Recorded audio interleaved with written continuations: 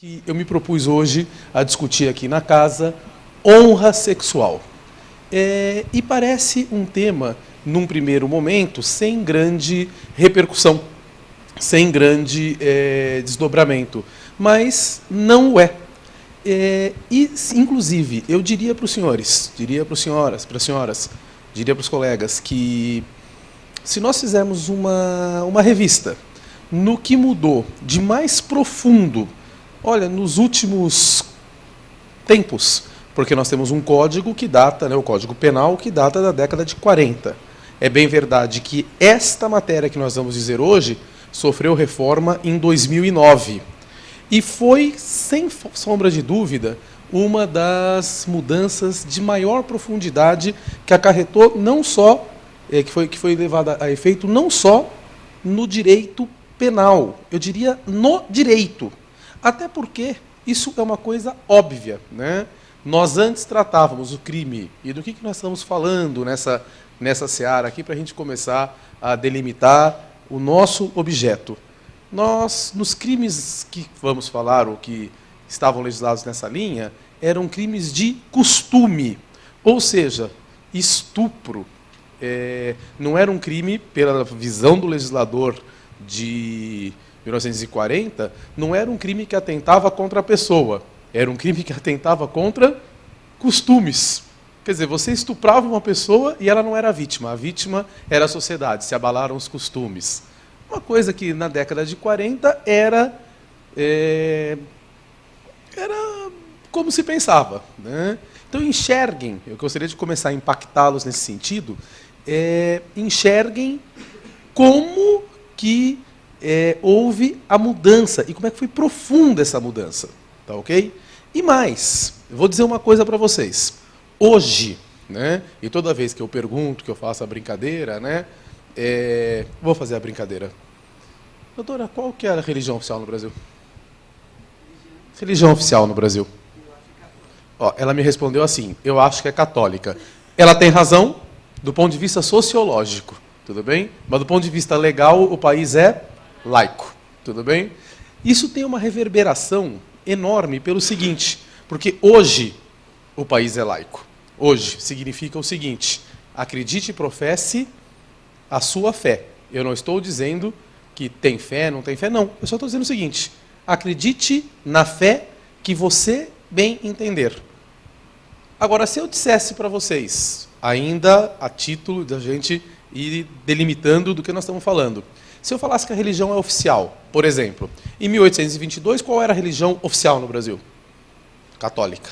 Tá? Se eu estou dizendo que a religião é oficial, significa dizer o seguinte, que o cidadão tem que professar aquela religião. Tudo bem? Hoje, se nós formos em alguns países do Oriente, o Talibã e tal, não vou me arriscar a falar disso, porque não conheço com profundidade, mas me parece que você não pode, em algum momento, lá falar assim, olha, eu não concordo com o que vocês estão dizendo lá para o líder lá e eu não vou fazer. Eles têm uma patrulha lá, patrulha armada, né, que vai te obrigar a fazer, até porque ali, né, em alguns países do Oriente Médio, religião e direito andam junto, né, há uma certa confusão. Nós aqui não, nós separamos. Mas tá bom, Capani, qual a relação disso? Bom, primeiro, nós estamos falando de crimes de costumes. Eu estou historiando de onde viemos para a gente ver como estamos hoje. Tudo bem? Em 1822, senhores, quando eu dizia que a religião era oficial, significava dizer o seguinte, se a religião era oficial, eu tenho que professar esta fé. E vou dizer uma coisa para vocês, sem fazer teologia.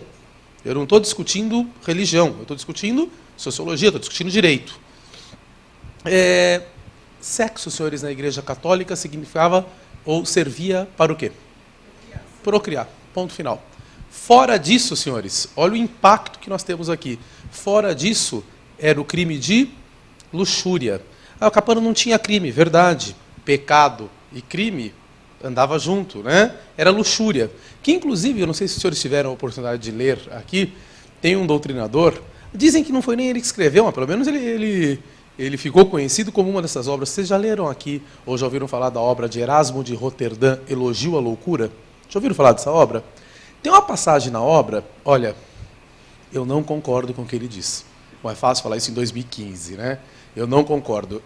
Doutora, se a senhora estiver armada aí, por favor, eu não concordo com o que ele fala. Tá? A senhora vai entender o porquê da piada. Porque o Erasmo de Roterdã dizia o seguinte, que vocês, mulheres, eram pessoas despreparadas, ignóbeis, usava essa palavra, pífias, a colega aqui na frente está até assim, ó, né? Pífias, que vocês não tinham a menor capacidade de gerenciamento, era o que ele dizia, e que vocês precisavam de um homem para comandar a vida de vocês. Ué, doutora, até o Código Civil passado, vocês eram parcialmente incapazes. É daí que vem isso. É daí que vem isso, tudo bem? Se nós tivermos que escrever na Constituição que somos iguais em direitos e obrigações, é porque não era. Tudo bem? Se teve que escrever que é igual, é porque não era. Então, vem daí, ó, vem, né? Aliás, vem de um pouco mais longe, mas esse é o ápice que dá para a gente conversar aqui. Mas ele dizia mais. Por que eu escolhi essa situação para a gente enxergar a questão de onde estamos tateando ainda? Que ele dizia o seguinte, que não, que realmente vocês eram totalmente pífias, que vocês não tinham capacidade de autogerenciamento e que vocês não tinham capacidade de competir conosco, homens.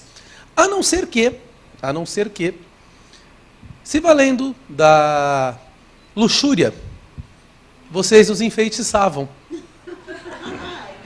E aí vocês levavam vantagem. Só tem um problema. Quem enfeitiça é bruxa. Bruxa, pecado capital da luxúria, capital perda de cabeça, caput, né? Capital, queima. Perceberam também de onde vem isso? Era assim. Então, o sexo na Igreja Católica, e não estou falando bem ou mal, estou fazendo uma detecção histórica, era para procriar. Fora disso, pecado da luxúria, pecado capital, diga-se de passagem. Então, foi nesse caldo de costumes que nós viemos criando essa situação de legislação. Tanto é verdade, senhores, que até antes de 2009, agora não estou falando lá da Grécia, não estou falando, não, 2009, tudo bem? Nós tínhamos o crime de estupro, tudo bem? Nós tínhamos o crime de atentado violento ao pudor e nós tínhamos o crime de posse sexual mediante fraude. 3 crimes distintos, tudo bem? Esses crimes, olha, vê se eles enxergam o seguinte, estupro. Estupro, que era crime contra o costume, na época, era você atentar contra uma mulher, tinha que ser uma mulher, tudo bem? Contra uma mulher. E se viesse, né, se saísse dessa uma concepção indesejada, pergunto eu para os senhores, aborto no Brasil é permitido? Não. Mas e se for de estupro? Aí pode, estão enxergando? Você mexeu nos costumes, você mexeu na minha linha de sucessão. Aliás, qualquer aluno na época, em 2009, 2008, se nós perguntássemos para o aluno assim, qual é o objeto jurídico tutelado pela lei penal no crime de estupro? Ele dizia fácil, a liberdade sexual da mulher. Sim, qualquer manual trazia essa informação. Aí você perguntava assim, tá bom, legal, o que é liberdade sexual? Opa, aí a pergunta melhorou, né? Aí ele falava assim, a liberdade sexual é eu poder ficar com quem eu quero. É o que eles respondiam para mim. Falava assim, então deixa eu ver se eu entendi. Você quer me dizer que na década de 40, um legislador subiu na tribuna do Congresso Brasileiro e disse o seguinte, olha, a partir de hoje vocês podem ficar com quem vocês quiserem, vocês podem sair com quem vocês quiserem. Foi isso que aconteceu na década de 40. Não, acho que não, complicado. Né? Liberdade sexual hoje tem sim esta posição, e vou chegar nisso, tem essa posição da gente poder escolher o parceiro sexual. Mas se a gente voltasse um pouco, não tinha essa história de escolher o parceiro sexual. Que história de escolher o parceiro? Minha filha vai casar com o filho de fulano, ponto final. Estou juntando as casas. Né? O que tinha era uma questão de linha de sucessão, tudo bem? E garantir esse direito de sucessão. Para que a gente tenha uma noção disso, então tem liberdade sexual, tem uma linha que garante hoje a escolha do parceiro, falarei mais um pouco disso daqui a pouco, e tem uma outra linha aqui, que é a linha mais antiga, que dava garantia de sucessão. Tanto se estuprou, mexeu na minha sucessão, tira. Perceberam? Sai. Mas, quer ver uma situação? No Brasil, antes e hoje, o Estado brasileiro não interfere na liberdade sexual do seu cidadão. Se eu não quiser ter nenhum filho no Brasil, posso? Posso fazer essa escolha? Posso. Conjunto vazio também é conjunto. E se eu quiser ter 18 filhos, algum problema? Nenhum. Tenham quantos filhos você quiser. Enxerguem, se eu estivesse, e não estou falando mal também do Estado chinês, daqui a pouco o cônsul chinês liga aqui na OAB dizendo que eu estou falando mal do Estado chinês. Não, não estou falando mal do Estado chinês. Estou só dizendo o seguinte, me parece que na China, se eu quiser ter o terceiro filho, não pode. Não é isso? Me parece que tem uma história assim. Ou seja, olha o que eu estou dizendo. O Estado chinês interfere na liberdade sexual do seu cidadão? Interfere. Estão percebendo o que é liberdade sexual? Tira essa história de escolha de parceiro. É verdade também. Mas tem essa outra vertente aqui, ó, a vertente de sucessão. Tá? E o Estado canadense? Se eu tiver... Porque e tem as razões deles. O Estado chinês vai se defender, dizendo, não, mas eu já tenho muita gente aqui, tem um problema social. Sim.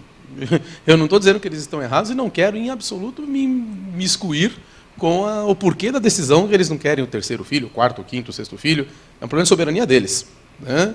O Estado canadense interfere na liberdade sexual dos seus cidadãos? Porque me parece que lá, como tem pouca gente, é o inverso. Né? Quem tem mais filhos, eles dão subsídio de imposto, paga menos. Que se eu entendi, da via enviesada, eu que não quero ter filho porque eu odeio criança, mentira, eu não odeio criança, mas supondo que, né, eu odeio criança, eu não quero ter filho. Eu vou pagar mais imposto do que os outros que têm filho? Perceberam? Está interferindo ou não está? Está interferindo. São discussões que dá para a gente fazer. São discussões que daria para ser feita nesta linha, tudo bem, de liberdade sexual.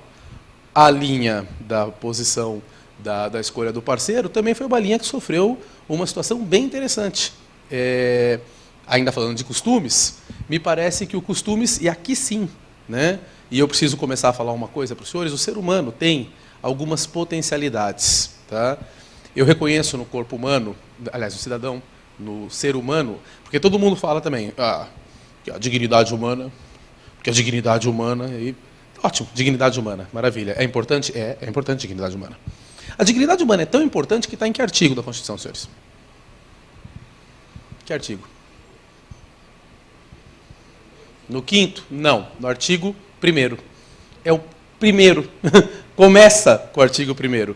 Diz o seguinte, a República Federativa do Brasil, União Indissolúvel dos Estados, constitui um Estado democrático de direito e tem como fundamentos. Não é um direito a dignidade humana. A dignidade humana é fundamento do Estado. É onde a gente funda... onde a gente apoia o edifício jurídico brasileiro. É a fundação do nosso edifício jurídico. Né? Vai estar escrito lá a soberania, né? A capacidade de auto se governar, a capacidade que o povo brasileiro tem de auto escolher o seu destino.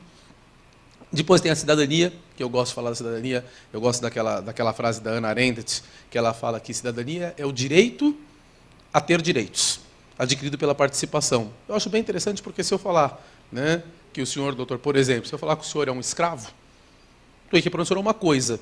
O senhor não tem direito a nada. Não, eu tenho que reconhecer primeiro o senhor sujeito de direitos, para depois eu discutir que direitos que o senhor tem. Né? Percebe? É uma situação filosófica interessante. Primeiro eu tenho que reconhecer que a pessoa é sujeita de direitos. Porque já houve, no nosso ordenamento jurídico, aliás, nós temos a pecha de ser, se não o último, né? Eu não tenho certeza dessa informação, me falaram que foi o último país que revogou a escravidão. Né? Quer dizer... coisa e não coisa, direito e não direito, quer dizer, isso já aconteceu por aqui também, como no mundo. Mas, então, cidadania. E depois vem o quê? A dignidade humana. Aí você pergunta, o que é dignidade humana? Dignidade humana, senhores, reverbera em pelo menos 5 dimensões do ser humano. Físico, tudo bem? O ser humano é composto de um corpo físico, é composto de um corpo moral, é composto de um corpo intelectual, desde Aristóteles, moral é uma coisa e intelectual é outra. Né? Depois nós temos uma concepção no ser humano de fé, e é por isso que o país é laico, tudo bem? Eu só posso lhe garantir a sua dignidade de fé se eu deixar você acreditar no que você quer. Porque se eu te obrigar a acreditar, eu te vulnero esse corpo de fé. E um direito de sucessão, uma percepção de sucessão, senhores. Tá? Eu quero legar. Está na Constituição, que é o direito de legado, o direito à herança, está garantido? Está, né? Tá garantido. Perceba, então, que o ser humano... Poderíamos falar até de outras vertentes do ser humano, mas os filósofos, em geral, e eu não tenho pretensão de filosofia, mas os filósofos, em geral, dividem-nos, enquanto seres humanos, na vertente aristotélica em 5 corpos. Nesses 5 corpos. Físico, moral, intelectual, fé e sucessão. Tá? Isso impacta em absoluto, né? Em absoluto é uma palavra ruim para esse contexto, isso impacta de frente essa discussão de honra. Porque, voltando aqui então, ainda sobre a égide dos costumes, e lembrando com um pouco mais para trás, sexo era para procriar, perguntar. Se o sexo era para procriar, como é que eu ia defender uma união homoafetiva? Não dá, percebe? E aqui eu não tenho como discutir a posição pessoal de cada um tem a sua posição, cada um tem a sua carga de religião, tal. Estou dizendo só da área do direito e vou dizer o seguinte, a primeira vez que eu fiz esse discurso na universidade, que eu fiz o seguinte discurso, eu falei, olha, é o seguinte, independente se eu concordo com isso ou não, vamos abstrair a minha opinião, vamos falar de direito, que está na Constituição. Me parece que é o seguinte, eu não tenho mais atrelamento nenhum com nenhum dogma religioso. Eu posso acreditar no que eu quero. Inclusive, posso não acreditar em nada. É um direito meu. Tá bom. Eu tenho direito a respeitar e que o Estado tem que prestar prestações positivas para me desenvolver na minha dignidade humana, que acabamos de conversar, que é em 5 vertentes, né? Mas as três primeiras, né? Moral, física e intelectual. O Estado tem que me garantir saúde? Bom, está na Constituição, né? Físico. Tem que me garantir educação, senhores? Artigo 205 da Constituição, está lá, né? Tem que me prestar. Né? Não digo que tem que fazer peremptoriamente, mas tem que me desenvolver nessas minhas capacidades enquanto ser humano. É para isso que serve o Estado contemporâneo, tudo bem? Bom, se eu me satisfaço fisicamente com um parceiro do mesmo sexo, se eu me intelectualmente e moralmente eu estou bem comigo mesmo, por que não um parceiro do mesmo sexo, já que eu não preciso mais procriar, já que eu estou em estado laico? Quando eu falei isso a primeira vez na universidade, vocês não têm noção, isso lá em 2009, e apedrejado não, né? Mas foi quase. Foi quase. E não tinha decisão, porque eu falando isso agora, eu estou vendo o rostinho de vocês, estão assim, isso que você está falando é óbvio. Sim, porque o que eu estou falando foi o que o Supremo disse na decisão de homofilia. Então, vocês não quer concordar com o Capano? Não precisa concordar comigo, não. Discute com os ministros. Os ministros falaram isso. Se nós concordamos ou não concordamos com isso, aí nós podemos fazer uma outra discussão à látere. Mas é o que disse a decisão. Bom, eu lembro que na universidade os alunos tinham um blog e eles falaram assim, sei não, Capano do ponto de vista técnico tem razão, mas está em Nárnia. Eu fiz a mesma cara, no outro dia eu voltei em sala de aula e falei assim, ô molecada, é o seguinte, que história é essa de que eu estou em Nárnia? Capano, você está saindo do armário. No que eu respondi de imediato para eles, o quê? Se eu estou saindo do armário, é um problema meu, não de vocês, tá bom? Eu tenho o direito, vou recalcitrar, vocês querem que eu faça aula de novo? Ou seja, é o meu direito. Tá bom, Capone, qual a relação disso com honra? Opa, toda. Porque isso tudo que eu estou dizendo não se aplicava quando era questão de costume. Estão percebendo? Eu tinha um artigo que cuidava do quê? Do físico e sucessão. E vou dizer mais, viu? Lá em 40, 50, 60, para vocês terem uma olhada, e até hoje reverbera um pouco desse caldo político, você está lá passeando com a sua namorada. Doutor, qual é o nome do senhor? Guilherme, você está lá com a namorada, passeando de mão dada com ela, aí o cara vem e mexe com ela. Bom, mexeu com ela, não mexeu comigo, não mexeu contigo. O certo seria a gente fazer o quê? Se defende aí, mexeu com você. Se você fizer isso, cara, né, porque perdeu, ela vai olhar para você e vai falar assim, ó, mexeu comigo. E aí, o Guilherme vai virar e falar o quê? Ah, irmão, você está mexendo com a minha mulher por quê? Está mexendo com a minha mulher. O senhor tem escritura? Tem compromisso de compra e venda? Que história de minha mulher? Né? Eu acho que nós poderíamos fazer o seguinte, né? Os homens, quando eu faço essa piada, eles dão risada, as meninas fazem assim, ó. Tá mexendo comigo, você não vai me defender? Mas é um caldo histórico sociológico, percebeu? Né? A honra, senhores, inclusive, se vocês pegarem vários julgados e várias doutrina da década de 30, 40, quando você atentava contra a mulher, não era contra ela, era contra a minha pessoa. Porque você atentando contra a minha mulher, você atenta contra, não ela, era costume. Você atenta contra a minha honra, porque eu sou o chefe do casal. Percebe? Então você está atentando contra o meu direito. O senhor está chutando o meu cachorro, entrando na minha casa e batendo na minha mulher. Pô, percebe o caldo que tinha nisso? Né? Tinha essa percepção para a gente ter. Tá? Tanto é verdade que na década de 60 me chega alguém, eu não vou dizer o caso é famoso, né? É Dock Street, senhores, na cidade do Guanabara, pegou a mulher em contubérnio, em ad alterum litus alieium, né? Adultério, ad alterum litus alieium, e matou. E se defendeu no tribunal do júri, dizendo que legítima defesa da honra. E colou. No primeiro julgamento, colou. Hoje, duvido que algum tribunal do júri, eu matei porque a minha honra foi vulnerada. Não. Mas isso, hoje, né? Hoje não cola. Em década de 60 colou. Então, não estou falando de 1800 e 1700. Se em 1960, colou, imagina como é que era em 1800 esse negócio, essa percepção de honra. Estão enxergando? Mas eu quero contextualizar para os senhores. Então, tínhamos estupro, que estava defendendo o quê?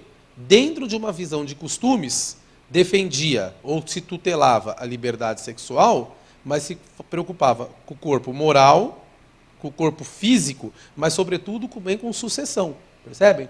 Não separei os corpos? Se estuprar, pode fazer aborto, pode tirar. Depois nós tínhamos um outro artigo, senhores, que tinha lá o atentado violento ao pudor. E depois nós tínhamos um terceiro artigo, esse sim, agora a gente entra de sola no que a gente quer falar. Tinha o terceiro artigo, que era o pós-sexual mediante fraude, que era a história do mulher honesta.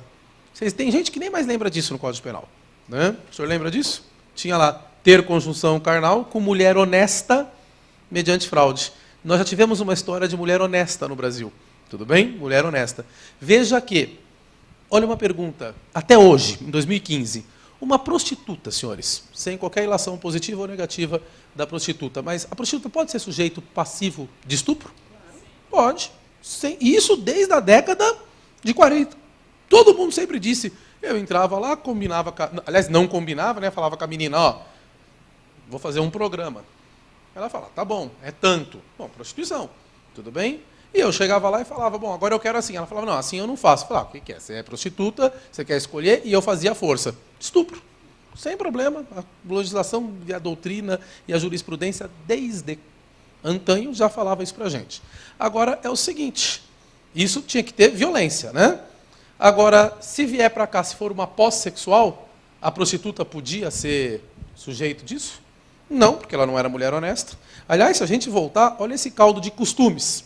O caldo de costumes, senhores, que nós tínhamos, uma mulher honesta significava, na década de 40, o seguinte: aquela mulher que casou e tinha relação sexual dentro do casamento com o marido para procriar. Ponto.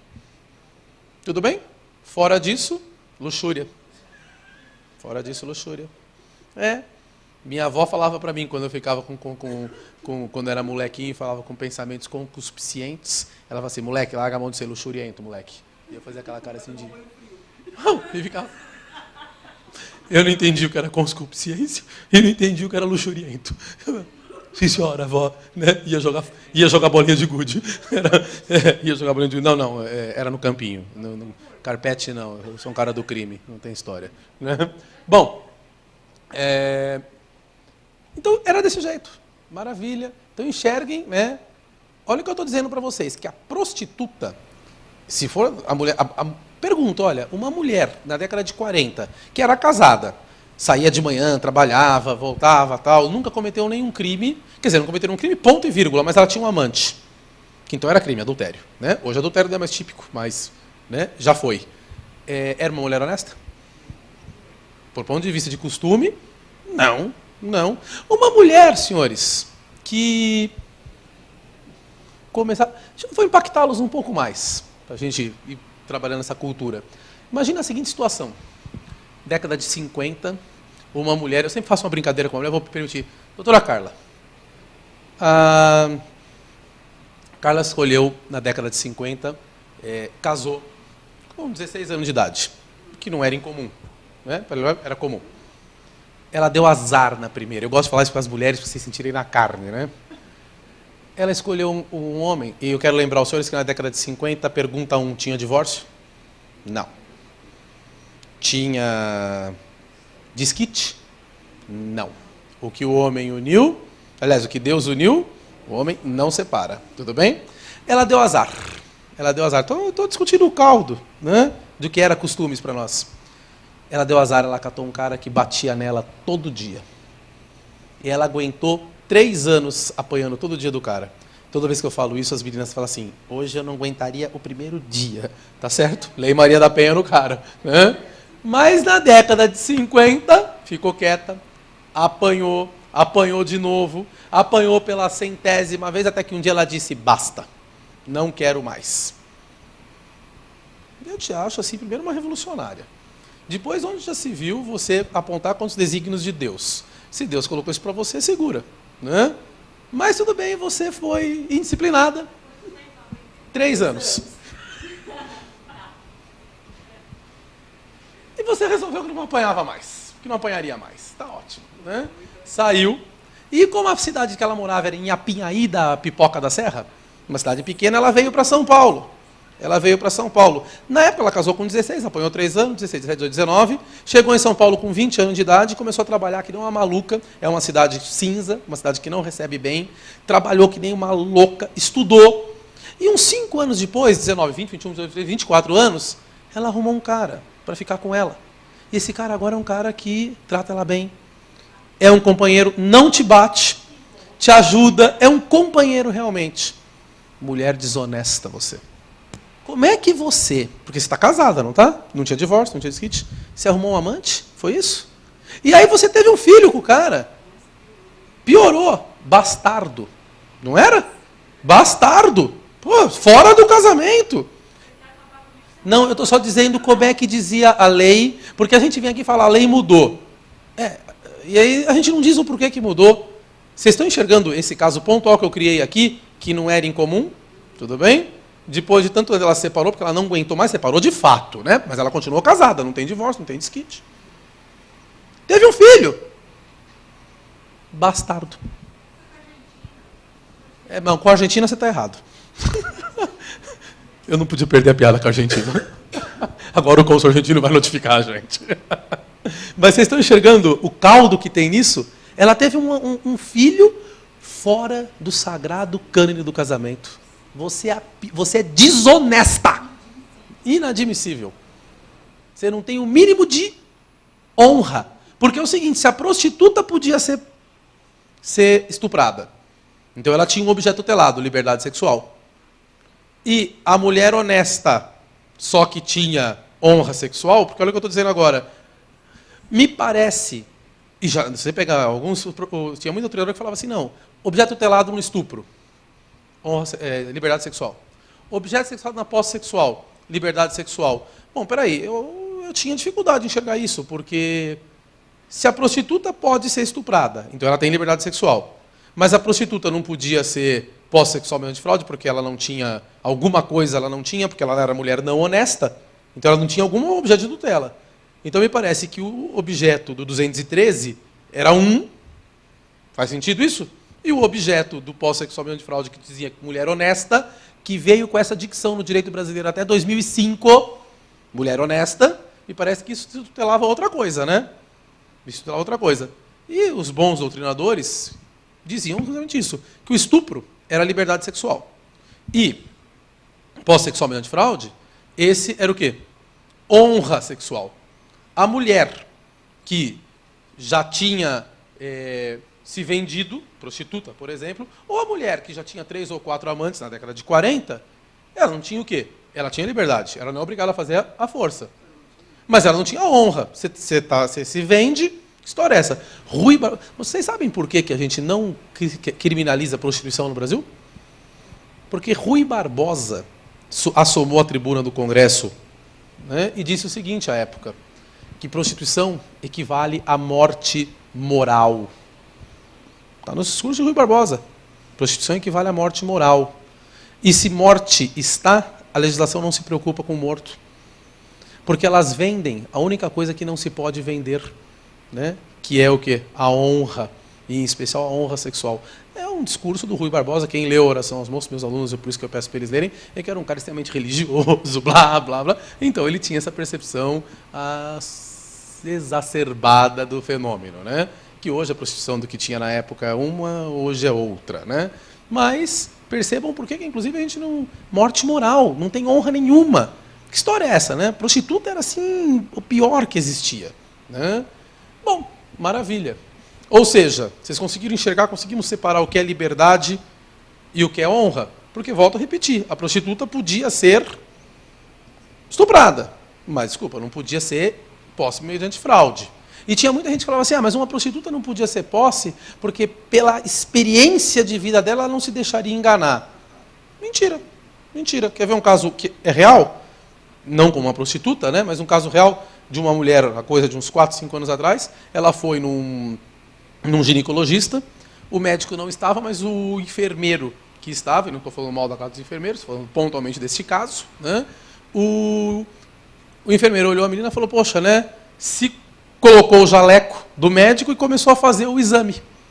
Quando ele estava no meio do exame, posse sexualmente fraude, né? Porque ela só aqueceu naquilo pensando que ele era o médico. Porque se soubesse que ele era o enfermeiro, jamais.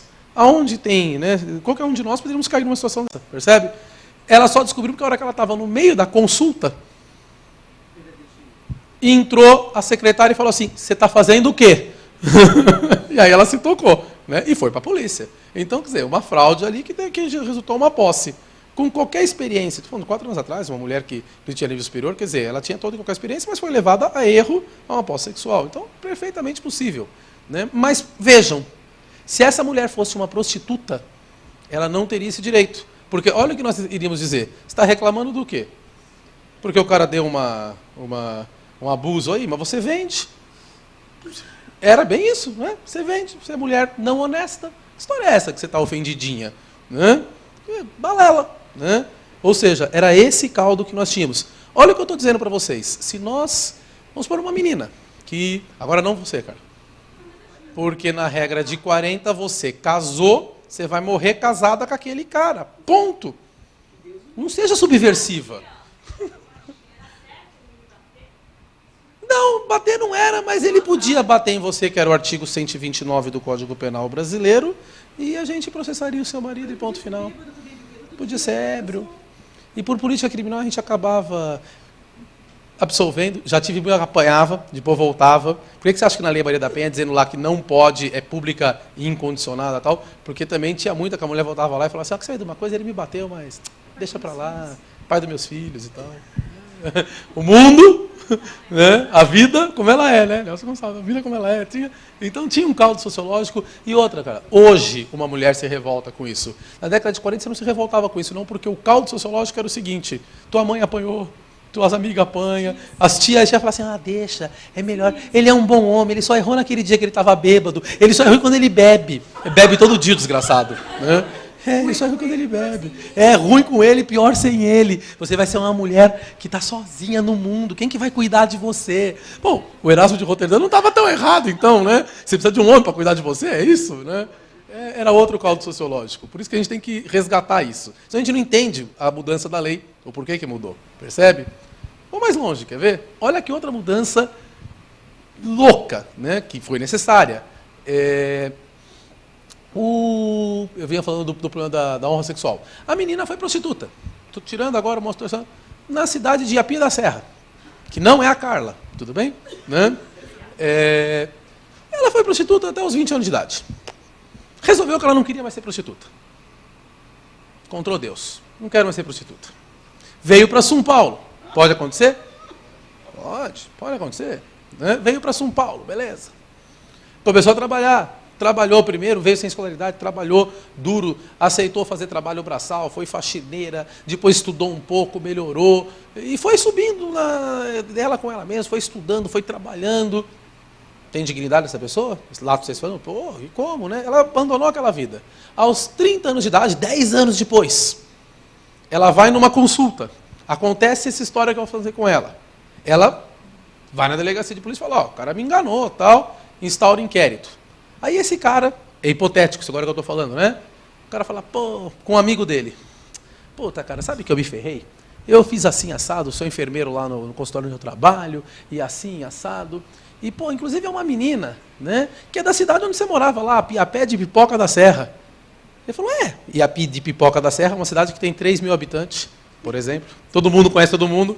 Mas qual era o nome da menina? Ah, Maria X. Pô, essa menina foi prostituta lá, 10 anos atrás. Se fizesse a prova disso, o que aconteceria imediatamente até 2005? Extinção de punibilidade. Percebe? Pô, 10 anos depois, a menina estava bem. Não, você foi prostituta. Você é mulher não honesta. E quem foi não honesta, não dá para se tornar honesta depois. Você é não honesta. Morte moral. Foi embora. Eu tinha uma presunção, olha o nome técnico disso, iure et de iure, uma presunção absoluta de direito, que a mulher não honesta, em especial a prostituta que se vende, ela não tem honra sexual. Ponto final. Imagina uma outra situação em que a menina, eu estou falando até 2005, que a menina até 2005, ela é prostituta. Mas ela era prostituta, por exemplo, das 8 da noite, quando ela entra no... O senhor conhece o termo lupanar? Alguém conhece o termo lupanar? Porque nós de direito não frequentamos bordel, nós frequentamos lupanares. Né? Outra história. Lupanar é a palavra romana que designa prostíbulo na Roma antiga. Né? Eu bato de volta na minha senhora, minha avó, agora que está com 92 anos e viva, e eu viro para ela assim, avó, fui no lupanar outro dia, e ela vira e fala assim, bonito, bacana. Né? Agora ela que não entende a palavra, toma de volta. Né? O pessoal do direito faz lupanar, quem frequenta prostíbulo é o pessoal da engenharia. Né? O pessoal da engenharia, o pessoal da educação física. Educação física eu não tenho nada contra eles, mas é o seguinte, eu tenho que falar mal do pessoal da educação física porque eu tenho inveja deles. Né? Os caras ficam o dia inteiro trabalhando tudo malhadinho, queimadinho, com as tatuagens bonitas e tal, de bermuda, e nós... Né? Então eu tenho que fazer piada com eles. Uma vez eu fiz uma piada dessa sala de aula, a aluna virou e falou assim, professor, depois não, meus pais são educadores físicos. Falei assim, por isso que eles são felizes e nós não. Então, mas eu tenho que falar, né? Tenho que fazer piada com eles. Bom, de qualquer maneira, imagina a menina que estava das 10 da noite, então, ela entrou no trabalho dela, no lupanar, e sai às 8 horas da manhã. Bom, das 10 da noite às 8 horas da manhã, ela está se vendendo, tal, não tem honra, tal. Às 2 horas da tarde, ela resolve ir no ginecologista dela. Pergunta, qual a relação de alho com bugalho? Nenhuma. Mas percebam que até 2005, se ela tivesse sofrido esse atentado, fora do horário de trabalho, pô, desculpa, você é desonesta, acabou, morreu o assunto. Bom, maravilha. Em 2005, senhores, bom, e tem um detalhe. E se fosse eu, um homem, vou numa consulta, o cara olha para mim, né, fala assim, tira a roupa. E começa com uma... E eu me valendo, achando que o cara é médico, aqui que o cara apalpa e tal. Homem tinha honra sexual, senhores? Também não, porque dizia mulher. Então, olha o que eu estou dizendo para vocês, eu vou proclamar com todas as letras, que honra sexual no ordenamento jurídico brasileiro só existia para as mulheres honestas até 2005. Então, até 2005, só as mulheres honestas é que tinham honra sexual. As mulheres desonestas não tinham honra sexual protegida. E homens também não tinham honra sexual. Isso era cafajeste mesmo, isso daí. Né? Você não tinha honra sexual, do ponto de vista técnico legal, porque dizia mulher honesta.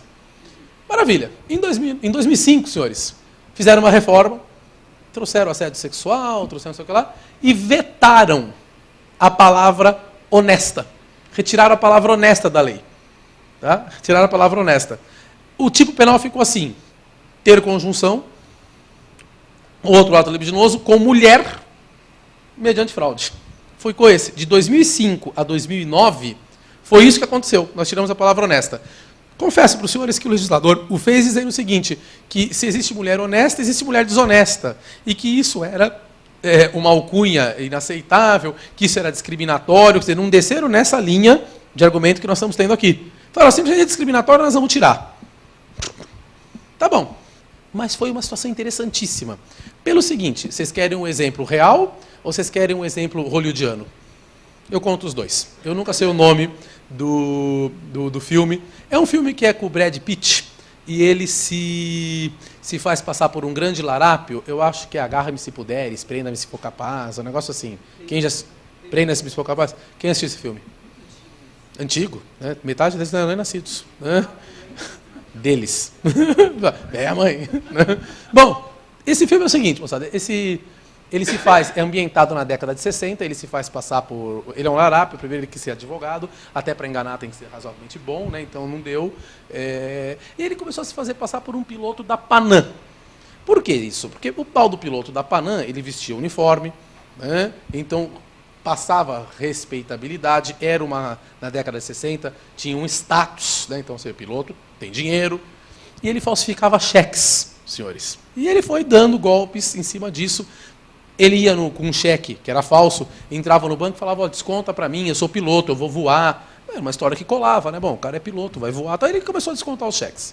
Tem uma passagem no filme em que ele está com a sua mala no hotel, né? Ele está no hotel e ele está no corredor de entrada do quarto dele. Quem assistiu o filme talvez lembre dessa passagem. E tem uma moça muito bonita que pergunta para ele assim, aquele carrão lá embaixo é seu? E ele fala, sim. Né? Bonito o seu carro. Aí já mostra no quarto. Né? Ele fala assim, meu carro é bonito, mas você tem uma mulher muito bonita. E ela vira para ele e fala assim, sou bonita? Muito obrigado. Quanto você acha que vale isso? Opa, começou a mercancia do corpo. E ele, não sei. E ela pega um maço de baralho e ele fala, não sei, eu não lembro dos valores agora, né, do filme, mas ele fala, sei lá, $500. E ela joga uma carteira e fala assim, não, você está longe, olha para mim. Estão negociando o preço, não é isso? No filme. Aí ele fala, desculpa, não quis te ofender, sei lá, $1.100. Ela joga outra carta nele e fala assim, você está começando a melhorar. Ele fala, não. $1.800. Ela fala, tá bom, aceito. E aí, bom, fecharam o preço, né? Se vendeu. Falta entregar a mercadoria agora, né?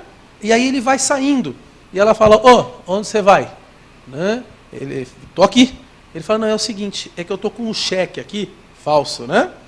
De 2.000, por exemplo, e eu vou lá embaixo trocar para te pagar. Ela fala assim, de quanto que é o cheque mesmo? 2.000. Fala, me dá o cheque aqui. Catou o cheque dele, falso.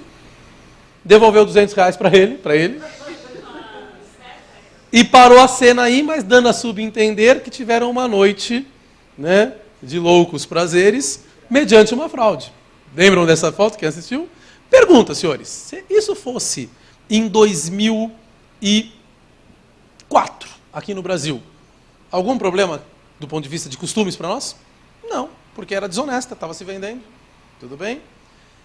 E em 2006, 2007, não sei se a memória não me trai, mas foi por aí, 2006, 2007, um iluminado, ele vai na delegacia, agora caso real, ele vai numa delegacia de polícia, aqui na cidade de São Paulo, e fala o seguinte, entra lá às 3 horas da tarde, 4, 5 horas da tarde, à tarde, e fala assim, olha, eu fui roubado. No que a autoridade policial diz para ele, perfeitamente. O que levaram do senhor? Levaram minha carteira. E como é que eram os caras? Era 2 meninos, 1,60 m de altura, o outro 1,70 m, camisa branca, o outro de camisa vermelha, um estava armado com um revólver, o outro estava armado com uma faca. Eu estava, sei lá, em tal lugar e os caras levaram minha carteira. No que a autoridade, perfeitamente, o que tinha dentro da sua carteira? Tinha R$200, também não lembro, blá, blá, e meus cartões de crédito. Fez um BO. Perfeito. Plano maravilhoso. Né? À tarde, ele vai num famoso lupanar da cidade. À noite, ele vai num famoso lupanar, depois de ter dado notícia-crime à autoridade policial que havia sido roubado seus cartões de crédito. Caso real, estou contando um caso real para vocês. E vai num famoso lupanar da cidade de São Paulo e compra sexo de 2 meninas. Ao final, paga com qual cartão de crédito? Com o cartão de crédito que ele tinha dado notícia crime, que foi roubado à tarde. E depois, quando vem a fatura, ele diz o quê? Está tudo no inquérito isso, eu vi o inquérito. Desculpa, eu fui roubado. O problema é o seguinte, instituição financeira de bobo, esses caras não tem nada, né? Tem investigação. Eu já tive, inclusive, outro dia bateram do meu carro, veio um investigador do seguro perguntar para mim como é que foi o acidente. Eu olhei para o cara e falei assim, esse cara está duvidando de mim, eu vou prender esse cara. Mas tudo bem, respondi as questões do cara. Não sei se alguém que já teve isso, né? De investigador vir, é o direito deles. Eles botam, se eles sentem alguma coisa, tal, eles vêm em cima, tal. Esse estava muito mal contado, os caras... E foi difícil, né? Eles foram no lupanar.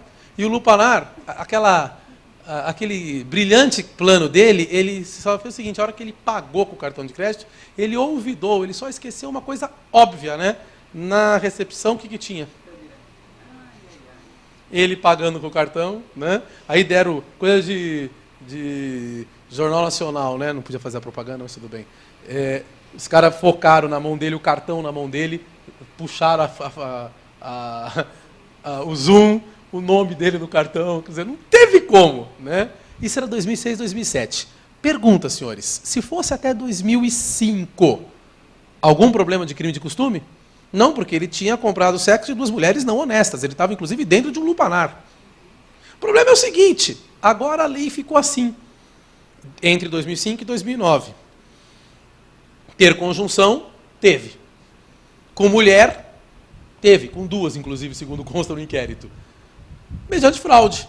Bom, mediante fraude, tudo bem? Cartão de crédito que ele deu, notícia crime antes e tal. Aí se instalou uma discussão nesse processo, era o seguinte: esse crime é de estelionato, esse crime tal, ou é crime de costume? Porque agora tiraram a história do honesto, né? Ficou só ter conjunção com mulher mediante fraude. Não foi o que aconteceu? Pelo menos do ponto de vista literal do tipo penal, né? E aí, o que vocês acham que o tribunal decidiu? Foi uma decisão maravilhosa, foi boa a decisão, vocês vão entender por quê. O tribunal disse o seguinte: olha, é o seguinte, o crime ainda é contra os costumes. Vocês não vão me dizer que a mulher que está se vendendo, e por que eu estou falando da mulher? Porque ainda estava mulher no tipo penal, né? Que a mulher que está se vendendo, aí ela toma um tombo, ela toma um estélio, é crime contra os meus costumes. Está de brincadeira comigo? Negativo. Ela estava se vendendo, não tem crime de costumes. O que em sala de aula dava uma briga absurda, né? Eu acho que pode, eu acho que não pode. O tribunal veio e disse: olha, não. Enquanto a mulher está se vendendo, não. É crime de estelionato, é crime de fraude, é outro crime.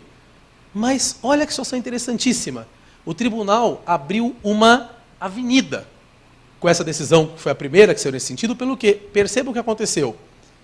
Ele disse o seguinte, que se ela estivesse se vendendo, não.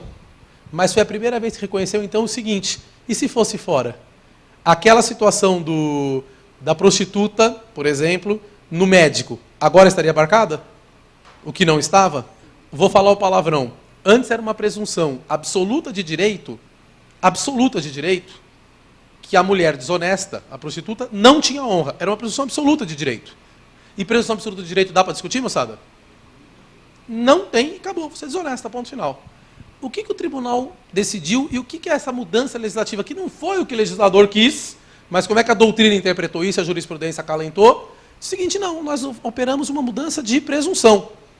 A presunção hoje é a seguinte, que todas as mulheres têm honra sexual. Todas, inclusive a prostituta. Só que é o seguinte, agora não é uma presunção absoluta, isso é uma presunção relativa. Iuris tanto. Ela pode sofrer contestação. É uma presunção relativa. Todas as mulheres, olha a diferença. Antes, só as mulheres honestas têm honra, ponto. Agora não, todas as mulheres têm honra. Mulher, todas têm. Mas, como é presunção relativa, se ela tiver no momento que ela está se vendendo, aí não. Perceberam? Já que é relativa, tem uma exceção. Aí não. Ela está se vendendo, não pode. Tá bom, decidiram isso, deu briga, deu discussão, maravilha. Veio 2009, mudaram a lei de novo. E aí, senhores, foi uma situação bem interessante. Alguém, por absurdo, trouxe um código penal aí? Doutor, tem código penal nessa máquina do Jobs aí? Pega um código penal para nós aí, por obséquio. Lê para nós aí o 215. Se o senhor me ajuda nisso. Vamos ser bem fiel agora na dicção da lei. 215? Sim, senhor.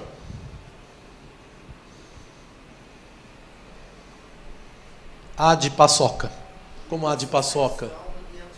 Por que a de paçoca? É aquela paçoca em amor. Péssimo. Peraí. Antes era posse. Agora o nome não é posse. Agora o nome é violação sexual. Mediante fraude. Lê para mim, para o obséquio, doutor. Então vamos lá, peraí. Ter conjunção carnal. Ou outro ato libidinoso, lembrando, senhores, que o ato libidinoso é aquele que vem carregado de libido. Libido é aquilo que serve para exaurir a verve sexual humana. Tudo bem? Então, ou outro ato libidinoso. Agora, opa, com alguém. Já não é mais mulher, é alguém. Atenção, pela primeira vez na história deste país, parece o discurso do Lula, né? Pela primeira vez, né? Mas esse é real, pela primeira vez, senhores, de 2009 para cá, os homens passaram a ter honra sexual. Tudo bem? Pergunta da magistratura de Minas Gerais, uns 2, 3 anos atrás. Tá? Só em 2009 que se reconheceu honra sexual aos homens. Tivesse eu, em 2007, sofrido aquele abuso sexual que eu falei do enfermeiro e tal, era típico. Hoje não. Outro ato libidinoso comigo, homem, eu tenho honra sexual sim. Vocês podem, meninas, respeitar meu corpinho. Pode respeitar, por favor. Tenho honra sexual. Tenho honra sexual. Agora eu tenho. Agora eu tenho. E o que mais que tem aí? De 2009 para cá, honra sexual para nós homens. Mediante fraude. Agora, olha a situação, senhores. O outro meio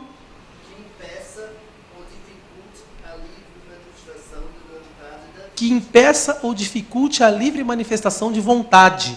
Pergunta, se as meninas prostitutas lá, que estavam no lupanar, se vendendo, estava, mas se elas soubessem que o cartão de crédito era, agora com queixa, não é queixa não, com notícia crime de roubo, elas teriam ido para a cama com o cara? Não. Percebem? Teve uma fraude aí. Ou seja, senhores, olha o que operou a lei. Nós saímos de um quadro em que, lá em 1940, a Carla tinha que apanhar, tudo bem? Porque não tinha divórcio, não tinha desquite, não tinha nada. Passamos por um quadro, tá? Em que, até 2005, só as mulheres honestas, e mulher honesta na acepção mais, né, conservadora. Mulher honesta é aquela que era casada nos cânones da lei e da Santa Igreja, fazia sexo único e exclusivamente com seu marido para procriar. Ponto. Era isso. O resto era luxúria, coisa de bruxa. Tudo bem? Pecado capital. Até 2005, mulher honesta. Só as mulheres honestas tinham honra sexual. De 2005 a 2009, não, agora todas as mulheres têm honra. Mas ela não pode estar se vendendo, tá? E agora, senhores, os tribunais estão decidindo, e me parece que é exatamente o que o legislador penal quis, né, que é o seguinte, ninguém, mulher ou homem, pode ser levado para a cama mediante uma fraude. Se você fraudou para levar alguém para a cama, homem ou mulher, se aquele engodo que você fez foi determinante para levar a pessoa para a cama contra a vontade dela, mas que a levou por erro, é crime contra o que agora? Contra a dignidade, porque não é mais costume, é dignidade sexual, e a dignidade sexual é a espécie da dignidade humana. Ou seja, todos os senhores, quando eu brinquei, têm que respeitar meu corpinho, essa é a parte jocosa, mas a parte é o seguinte, eu tenho pelo menos 5 corpos, que eu falei para os senhores, né, são 5 dimensões do ser humano, eu tenho um físico, um moral e um intelectual, fé e sucessão. Os senhores têm a obrigação de respeitar a minha dignidade nessas dimensões, tudo bem? Nessas dimensões. E os senhores não podem, inclusive, fraudar ou vulnerar essas potencialidades de ser humano minha, mediante fraude, sob pena de incorrer agora, não de crime de costume, e sim crime contra a minha dignidade sexual humana. Percebe? Ou seja, fui levado para a cama mediante um ardil, é crime.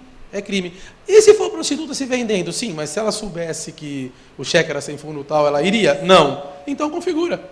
Ou seja, saímos de um quadro, senhores, para fazer agora o fechamento, em que só a mulher honesta tinha honra sexual, passamos para um quadro depois de 2005 a 2009 que todas as mulheres tinham, mas se admitia a prova em contrário, e agora de 2009 para cá, senhores, pela égide da dignidade humana, todos, inclusive o ser humano masculino, têm honra sexual. E se tiver um engodo para levar alguém para a cama, é crime contra a dignidade sexual humana.